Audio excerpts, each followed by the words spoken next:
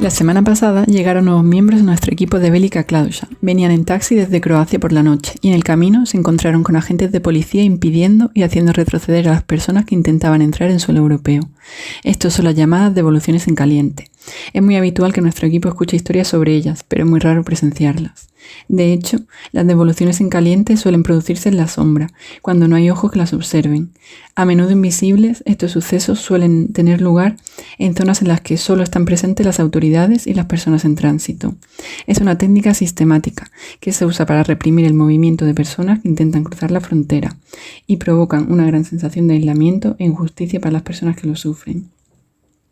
Todos los días se producen devoluciones en caliente desde Croacia hasta Bosnia, y muchas más tienen lugar a lo largo de las numerosas rutas migratorias, a pesar de ser ilegales, pues violan el derecho que tiene cualquier persona a solicitar asilo en territorio extranjero. En abril, la Red de Vigilancia de la Violencia de las Fronteras compartió 30 testimonios de devoluciones en caliente que afectaron a 832 personas en tránsito. Estos sucesos normalmente también incluyen mucha violencia física y humillaciones. Da lugar a terribles consecuencias para la vida de las personas en tránsito, pero todo esto sigue ocurriendo con total impunidad. En Velika Kladuša, muchas de estas personas permanecen atrapadas durante años en su camino al exilio a causa de estas políticas. La represión es casi diaria, entre desalojo y devoluciones en caliente repetitivas, y, en consecuencia, crea un ambiente de creciente presión y estrés. Nuestros voluntarios, a través de No Name Kitchen, también están ahí para escuchar y compartir las historias de lo que realmente está sucediendo dentro y fuera de nuestras fronteras. Para ello, nuestros equipos recopilan y redactan informes sobre las devoluciones en caliente que las personas en tránsito sufren. Para encontrar los testimonios e informes mensuales de la situación en las rutas de los Balcanes, puedes entrar en la página web de la Red de Seguimiento de la Violencia en las Fronteras.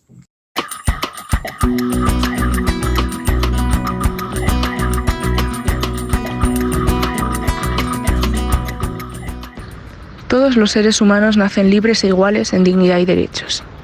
O por lo menos, eso es lo que dice el primer artículo de los derechos humanos. Artículo que se convierte en sueño a ojos de quien mira y a ojos de quien vive. En mentira a ojos de gran parte del planeta.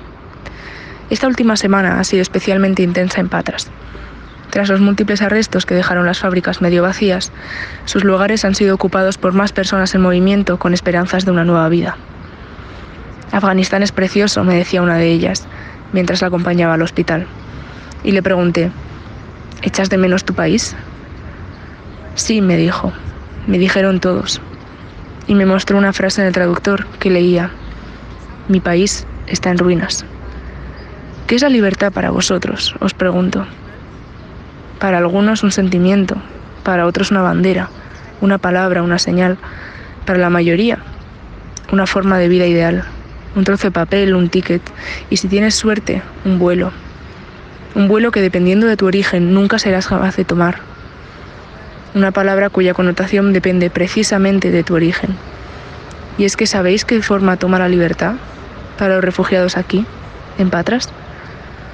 La de un barco. Un gran barco, un ferry. Uno tan grande como el sueño que representa. El sueño de que un día las fronteras no determinen nuestra dignidad y derechos.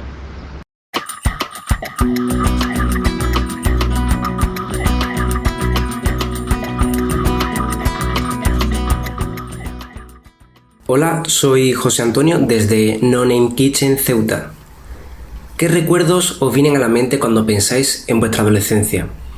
Probablemente para muchas personas este periodo ha sido caracterizado por un flujo continuo de emociones, de descubrimientos y sobre todo de esperanzas. Ahora, imaginaos veros obligadas y obligados a vivir esos años completamente solas o solos, sin nadie a vuestro alrededor, para acoger y comprender vuestras necesidades. Sin nadie que escuche lo que os gustaría gritar al mundo.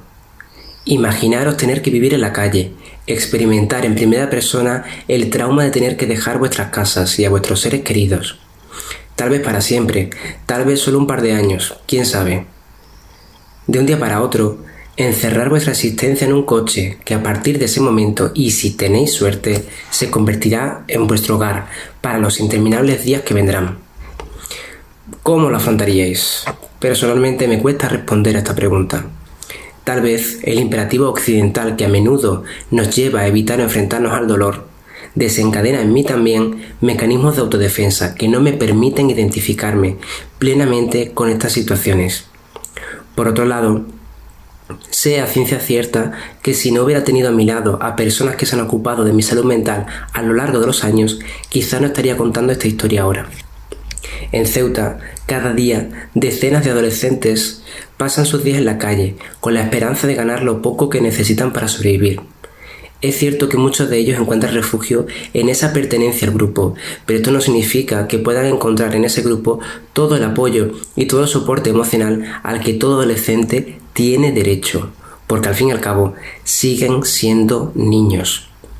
Lo que prevalece en esta ciudad es la soledad, cuyos signos son visibles en todas partes. En las miradas desconcertadas, empañadas por el uso excesivo de tranquilizantes o de cualquier otra cosa que pueda, aunque sea temporalmente, inhibir el dolor. La piel, maltratada por las autolesiones, es la piel de los que experimentan el sufrimiento más profundo cada día. Un sufrimiento que nadie, y menos un adolescente, debería experimentar. El problema de la salud mental en Ceuta es palpable. Sin embargo, parece pasar desapercibido. El abuso de las sustancias y las autolesiones se ven como meros caprichos, como actos inducidos por el aburrimiento. Y esto contribuye al estigma de la salud mental como un problema individual, una condición temporal, responsabilidad del individuo. Estos jóvenes están sometidos a un estigma binario. Por un lado, en relación a su condición de personas en movimiento, y por otro, en relación con su condición psicológica. Los propios profesionales de la salud no se esfuerzan por comprender las razones que subyacen al dolor de estas personas, lo que a menudo da lugar a que se las denigre y se las margine donde tendrían que ser cuidados. No se les dirige a ninguna atención específica. La mayoría de estos chicos permanecen en un limbo en el que no pueden pedir ayuda a las instituciones, ni denunciar los abusos que han sufrido. Por tanto, nuestra tarea aquí, en la medida de lo posible, es tratar de subsanar estas deficiencias. Ciertamente no podemos resolver todos los problemas que tiene esta ciudad, pero sí podemos intentar aportar nuestra contribución, escuchando y comprendiendo las historias de la gente que se desplaza, que decide contarnos y denunciar la falta de apoyo psicológico en una ciudad donde este tipo de ayuda sería fundamental. Muchas gracias.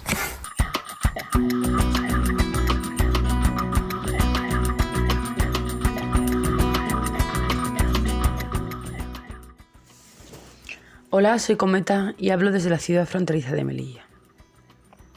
El pasado martes leímos en la prensa local que el cuerpo sin vida de un joven de origen marroquí había sido hallado cerca del puerto comercial. Una vez más, constatamos cómo la falta de vías legales y seguras se cobra la vida de aquellas personas a las que se les limita y restringe su derecho a la libertad de movimiento. Se trata de un amigo de uno de los chicos a los que acompañamos, quien está en contacto con la familia que le ha trasladado la voluntad de repatriar el cuerpo.